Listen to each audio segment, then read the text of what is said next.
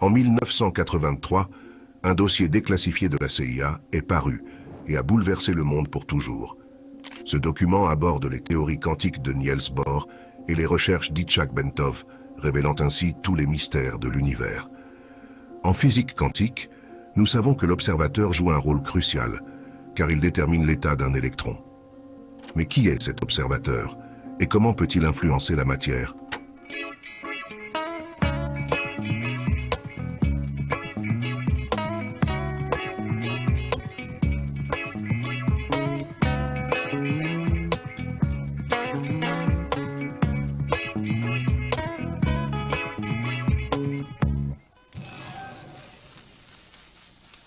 Il s'agit de la fameuse équation E égale m fois c au carré d'Albert Einstein, qui révèle le lien profond et inséparable entre la matière et l'énergie, démontrant qu'elles ne sont pas des entités distinctes, mais plutôt deux aspects différents de la même réalité.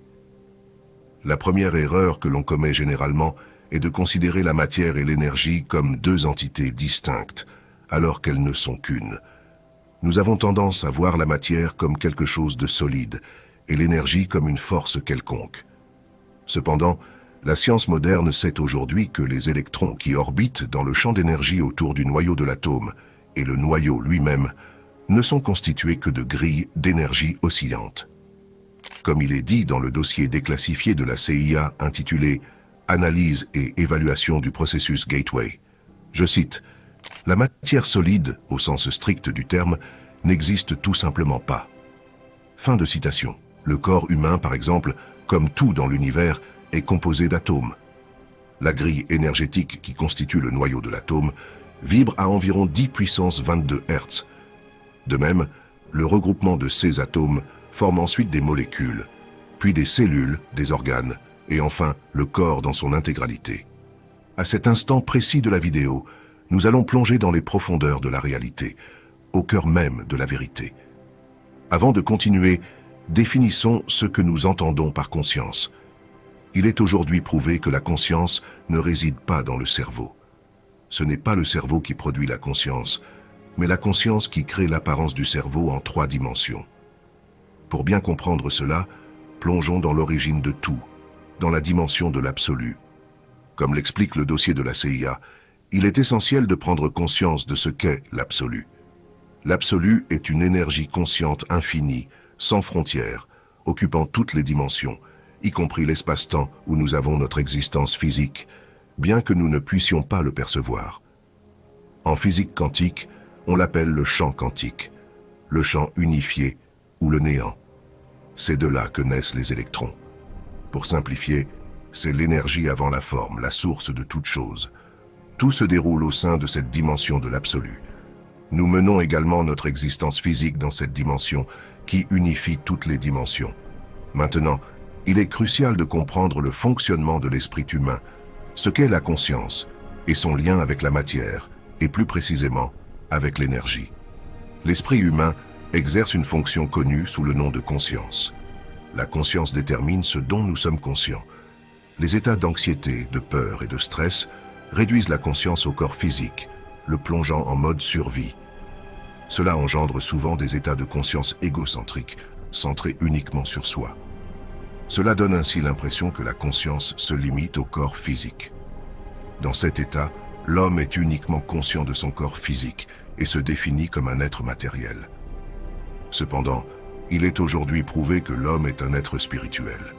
C'est la conscience qui structure le corps au sein d'elle-même. Mais pour le comprendre, l'homme doit en prendre conscience.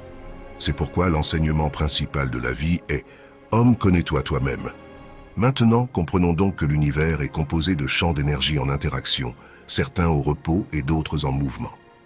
Visualisez l'univers comme un immense hologramme, une projection complexe et fascinante de la réalité. Selon les scientifiques Karl Pribram et David Bohm, notre esprit est lui aussi un hologramme, synchronisé avec l'hologramme universel grâce à un échange d'énergie.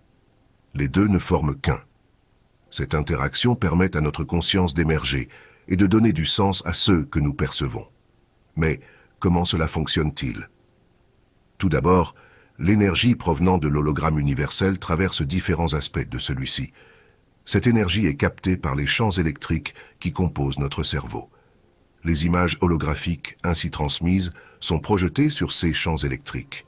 Notre esprit les perçoit et les comprend à condition que ces propres champs électriques soient capables de vibrer à la même fréquence et à la même amplitude que l'information reçue.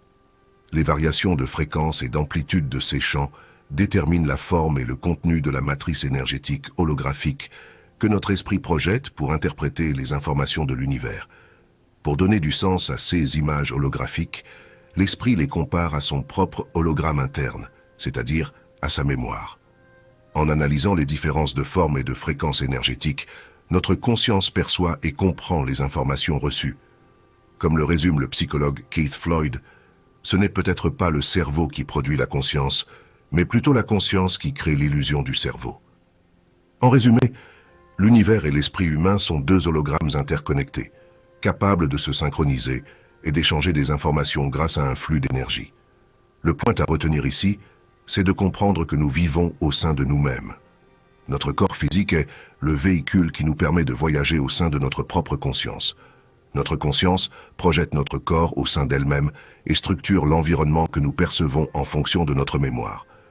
Comme je l'ai précédemment mentionné, pour comprendre cela, il faut en prendre conscience. On parle souvent d'esprit conscient et inconscient. En réalité, il n'y a qu'un seul et unique esprit. Cependant, il faut entreprendre un cheminement intérieur afin de découvrir notre soi profond dans l'objectif de rendre notre inconscient conscient. C'est ainsi que l'on prend individuellement conscience que l'on fait partie du tout, que la conscience individuelle et universelle ne forment qu'un. Pour illustrer, vous pouvez imaginer l'univers comme un océan de lumière, et chaque homme et femme en est un rayon. Ainsi, chaque personne individuelle est à la fois un rayon et la lumière, les deux ne formant qu'un. Cette prise de conscience conduit à l'unité, à la réalité de toute chose. C'est généralement une prise de conscience qui s'effectue à travers un voyage intérieur, une amélioration personnelle et un véritable travail sur soi. La pratique de la méditation, la reconnexion avec la nature et l'expression de soi à travers ses passions sont les meilleurs outils pour éveiller cette prise de conscience. Cela permet de lever le voile de l'ignorance, le voile des illusions, pour enfin percevoir la réalité telle qu'elle est vraiment.